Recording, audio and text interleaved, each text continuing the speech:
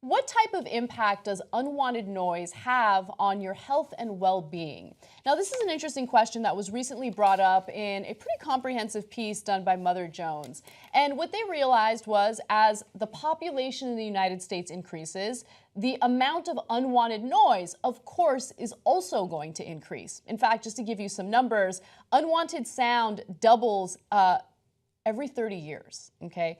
And so if that doesn't sound crazy to you, road traffic in the United States has tripled over the last 30 years. By 2032, the number of passenger flights is expected to be nearly double the 2011 figure. At peak hours, planes are even audible overhead 70% of the time in the remote backcountry of Yosemite National Park. So you can't even escape the noise anymore, even if you go to remote parts of the country. And so unwanted noise is annoying, but other than being annoying, does it really have any real ramifications on our health?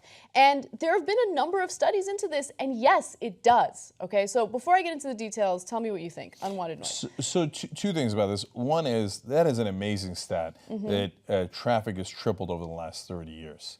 So 3 times as many cars on the road. That ain't no small thing. Right. Now, more to the point of this story, I love this story because what they call noise pollution, it feels like a goofy term, noise pollution, but I hate it. Me too. I can't stand it.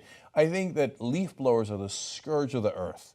Like, we spend so much energy and create so much noise to take leaves and blow them from one part of the place to the other part.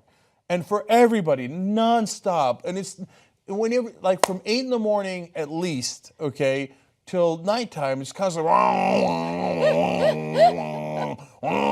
everywhere you go. And if it's not a leaf blower, it's a lawnmower. And I know I grew up with lawnmowers. Okay, fine, I get it. You need the lawn. Okay, but and then or it's something else. There's always something constantly like construction, planes, cars, ambulance. Yes, I mean it's especially worse if you live in the city, which I do, and it has a huge impact on the amount of time you sleep too, which I personally experienced. I never really put those two together. I guess it's common sense. But yeah, like as soon as I moved from the suburbs to the city, I went from sleeping like 7-8 hours a night to now I'm lucky if I get 5. And that it's just how my body is now. And this is LA, which is kind of like a big suburb. In New York, it is. I couldn't live there. It's atrocious, man. Nonstop. The fire engines, like, and I lived there for 3 years, and there's a lot I love about New York.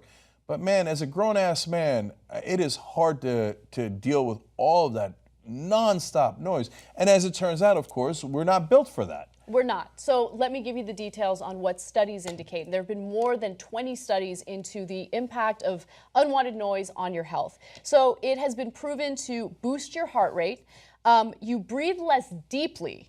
And also, you release the fight or flight hormones and the stress hormones like cortisol, right? Cortisol is terrible. Like cortisol has all sorts of negative effects on your body once you start releasing too much of it. You overeat, you just feel stressed out. So let me oversimplify here, but it's basically our oldest, instincts. When you hear a lion or a bear roar, you got to get the hell out of there. So we are programmed to when we hear a loud noise for our stress to go through the roof, because in the past that saved our lives. You hear that, you got to go, son. If you don't, you're meat, literally. Yes. Okay. So, but now it's getting triggered nonstop when there is actually nothing to run from, and you can't run from it because it surrounds you. Yes. Now, Florence Williams is the person who wrote the Mother Jones piece. And so Florence actually went to a researcher who focuses primarily on this and found some interesting things, okay? She was part of one of the studies. So to see how different types of sound affect my ability to recover from life's ordinary stresses, Smith, that's the researcher here, first had to stress me out. Cue public speaking. He asked me to deliver a short, extemporaneous speech in front of a large mirror, behind which Smith told me sat a panel of judges. Several times during the 5-minute speech, a lab technician interrupted and told me to speak up. So of course, that's going to be a stressful situation because it's an unwanted noise. You're trying to give a speech and someone is interrupting you repeatedly. And right? They keep telling you that people are watching, even though you know they're not watching, but it's stressing you out.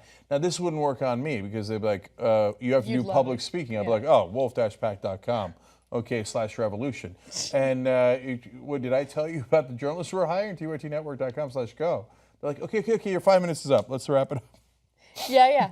So the reporter here is attached to all sorts of technology that monitor, various levels and things that are happening to her body. She found that her heart rate climbed from the mid-60s to the mid-90s. Her cortisol, an imperfect but suggestive marker of stress, almost doubled. Isn't that insane? Okay, another study examined how the opening of a new airport in Munich affected nearby children. In the 18 months after flights commenced, the researchers observed soaring levels of stress hormones in their subjects. Okay, so bear with me here. The children's epinephrine levels rose 49%, that's adrenaline. Their norepinephrine more than doubled. That has to do with alertness, being awake. And so having too much of that is not a good thing. You want to be relaxed. And their systolic blood pressure on average went up 5 points. We're under attack. Dude. By noise. He needs to we need to do something about unwanted noise around him. Anyway, no, it's so when you think about why we react in the way that we do, you realize this stress that we're putting ourselves under that we don't even recognize. We're not talking about stress from work, stress from family, stress from paying the bills, right? Just stress from all of the noise that we are attacked with on a daily basis. Yeah, it's incredible. And so you can actually undo some of the damage by listening to things that are more serene, like birds chirping or sounds of nature, things like that. Mm-hmm. But it is a big problem, and I mean, the one thing I can't stand at work is, let's say we're having a meeting. Us? Well, yeah, actually, that's one of the things. Like when I'm trying to read and he's talking at the top of his lungs. But when we're having a meeting and two people are talking at the same time, that is literally the hardest thing for me to deal with. Yeah. I can't handle it. No, I know exactly what you're talking Yeah. about. Yeah, and because we are not programmed for it. Yeah. Okay, if I were to run for president, I would win in a landslide with one simple promise. I will ban leaf blowers. I'll just make them illegal. That's it. We got to go back to the rake. Do you know how many votes I'd get? The rake is awesome, by the way. Yeah. Well, said the person who doesn't have to do the rake. I get it. Okay, but still, Yeah. I can't have it. Leaf blowers, gone. Gone. Gone. You know what's going to happen right before I win? Everybody's going to panic and buy leaf blowers for Christmas.